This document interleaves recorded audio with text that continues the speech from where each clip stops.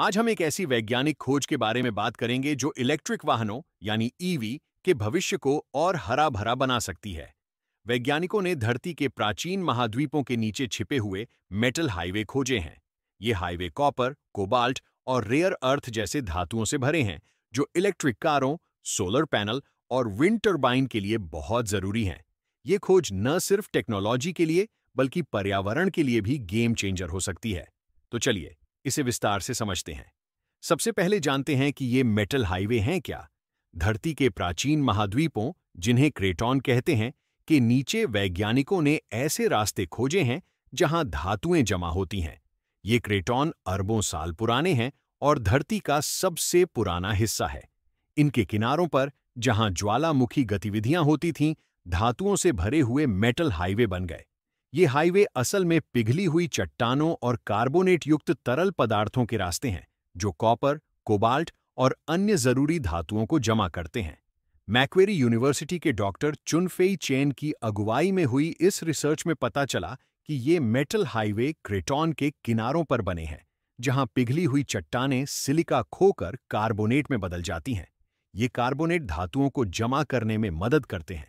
ज्वालामुखी क्षेत्रों के सैंपल्स में सल्फर और कॉपर की ज्यादा मात्रा मिली, जो इस बात का सबूत है कि ये हाईवे धातुओं से भरे हैं। अब सवाल है कि ये खोज इतनी खास क्यों है। इलेक्ट्रिक वाहनों की बैटरी, सोलर पैनल और विंड टर्बाइन बनाने के लिए कॉपर, कोबाल्ट और रेयर अर्थ जैसे धातुओं की जरूरत होती है। लेकिन इन धातुओं की सप्लाई सीमित है और इनका खनन पर्यावरण को नुकसान पहुंचाता है। मेटल हाईवे की खोज से वैज्ञानिकों को नई जगहों पर ये धातुएं मिल सकती हैं, वो भी कम नुकसान के साथ। डॉक्टर स्टीफन फोली ने इसे नेचर का लीनियर मेटल फैक्ट्री कहा है। इसका मतलब है कि प्रकृति ने खुद ही इन धातुओं को एक जगह जमा करने का सिस्टम बनाया है। ये खोज खनन को और सटीक और पर्यावरण के लिए बेहतर बना सकती है। आइए समझते हैं कि ये मेटल हाईवे बने कैसे। अरबों साल पहले जब धरती की टेक्टोनिक प्लेट्स हिलीं, तो क्रेटॉन के किनारों पर ज्वालामुखी गतिविधियां हुईं। इन गतिविधियों में पिघली हुई चट्टानें, जिन्हें मैग्मा कहते हैं, ऊपर आईं। जैसे ही मैग्मा ठंडा हुआ, उसने सिलिका खोया और कार्बोनेट युक्त तरल में बदला। ये तरल धातुओं को अपने साथ ले गया और क्रेटॉन के किनारों पर जमा कर दिया। ये प्रक्रिया लाखों साल तक चली, जिससे धातुओं के भंडार बन गए। इलेक्ट्रिक वाहनों की मांग पूरी दुनिया में बढ़ रही है, लेकिन इनकी बैटरी के लिए कॉपर, कोबाल्ट और रेयर अर्थ की जरूरत होती है। अभी ज्यादातर कोबाल्ट और रेयर अर्थ चीन से आते हैं, जो सप्लाई चेन को जोखिम में डालता है। मेटल हाईवे की खोज से नई जगहों पर खनन शुरू हो सकता है, जैसे ऑस्ट्रेलिया, कनाडा, ग्रीनलैंड और अफ्रीका के कुछ हिस्सों में।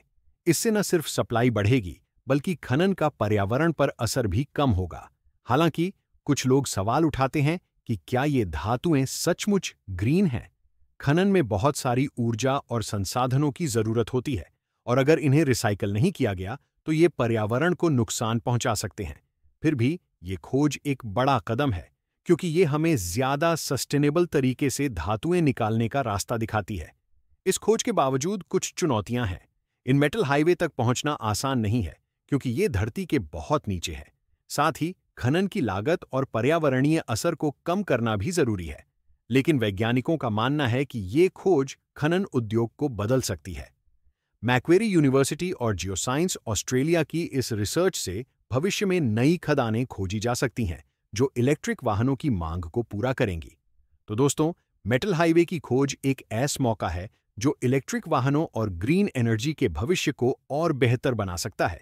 ये हमें दिखाता है कि धरती का अरबों साल पुराना ढांचा आज भी हमारी टेक्नोलॉजी को सपोर्ट कर रहा है।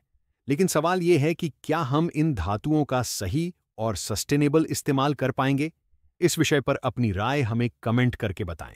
इस वीडियो को लाइक करें, शेयर करें और नए वीडियो के लिए चैनल को सब्सक्राइब करना न भूलें। धन्यवाद।